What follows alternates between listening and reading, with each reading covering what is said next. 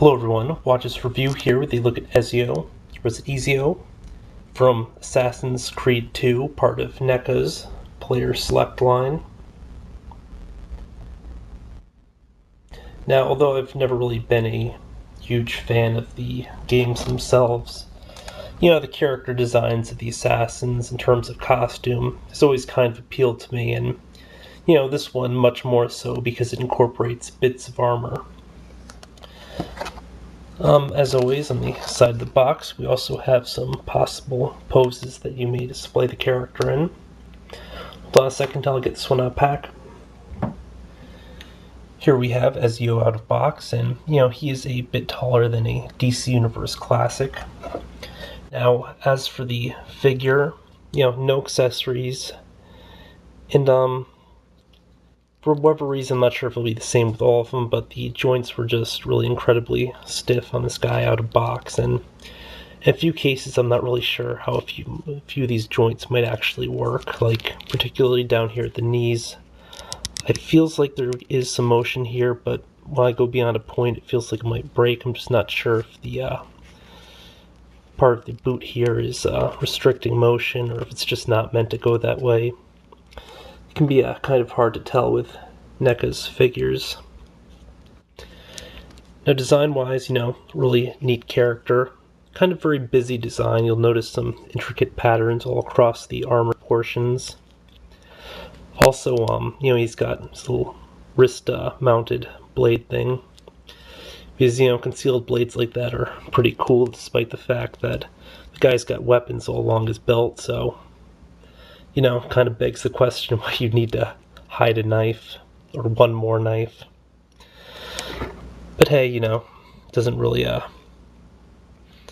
anything. Now the paint is pretty well done and everything. Mine has one mild defect on the hand here, which I was aware of, but last one on the shelf. Couldn't really quibble. Otherwise, really decent all around, especially again just in regards to both the sculpting on the armored portions for the designs, in addition to just the way that the paint was implemented, which helps the little figures and stuff pop out a bit more. And the paint itself, is a kind of nicer quality. It doesn't have as much of a finish in places as, say, other figures would. By which I mean the sort of reflective sheen that they have from the protective coating on a lot of figures. Now, although we have a high amount of paint variety in terms of all the color use, interestingly enough, not a ton of actual paint variation within each of those colors.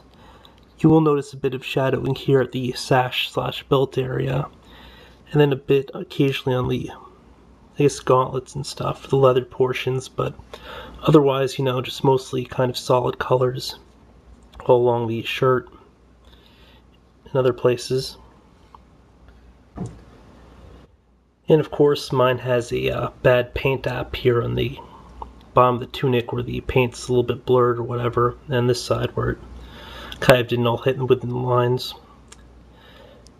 Now, a lot of this isn't really sculpting. They tossed additional pieces of soft rubbery plastic on. So basically you had the core body mold, and then a lot of it was just grafted on after the fact. And it's a soft rubbery plastic for these shoulder plates.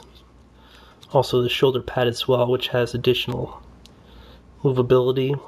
The cape, or cloak, scarf, whatever. Then we have a softer plastic used for the bottom of the tunic area. Now the plastic graft down here is a much thicker plastic. I do believe we have a lot of knee movement, because it does look like it's on actual joint, but just due to the thing here, it's just... And the video cut due to a lack of space. I didn't notice that until I'd actually finished filming what I thought was the rest of the review, but back to what I was saying, you will notice that the plastic kind of crunches here, so I do believe that's what's hindering the joint. Now, onwards and upwards, let me just run through articulation, because I can't remember what I said next. But For the left arm here, we have no movement at the wrist. It's fixed because of the hidden blade. On the right, we have a ball and socket here, somewhat impeded by the rest of the gauntlet, but it will get some forward motion and a full range around.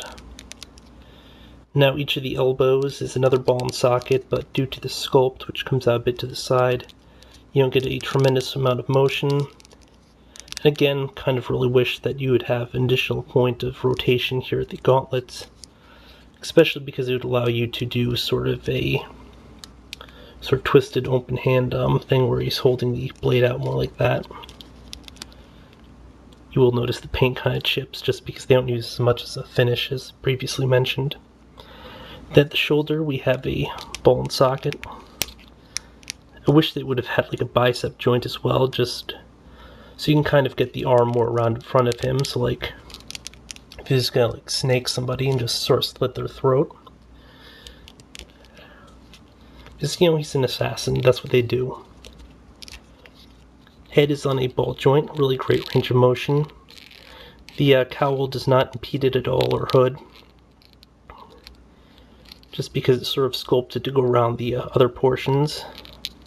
You know, it's a really soft rubbery plastic.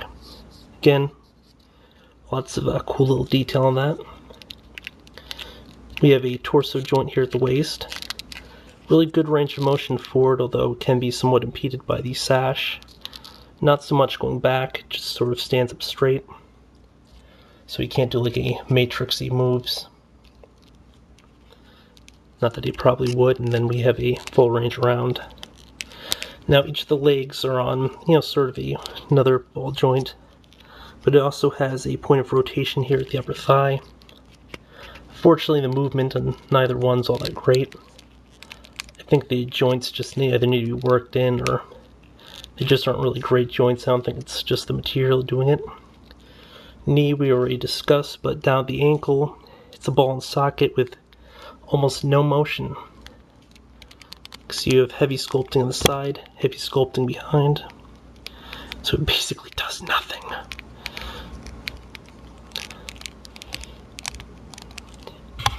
Kind of disappointing, but you know, all in all, it's a really nice display piece, but it doesn't play well with others because just due to the sort of hindered articulation and everything, you know, you can't get into a lot of really kick-ass poses. I'm not sure if it'd be the same for the other one as well, just because that one might, you know, have some differences in the sculpt which would allow it to better use the ankle points and possibly the knees, but this one, you know, just doesn't work out all that well. But all the same, you know, just a really great looking figure. And again, you will have some paint chipping issues just because they don't put as much as a polish or finish on it, so over time you will kind of notice those effects. But yeah, this has been a look at Ezio, or Ezio, from Assassin's Creed 2. Until next time, folks.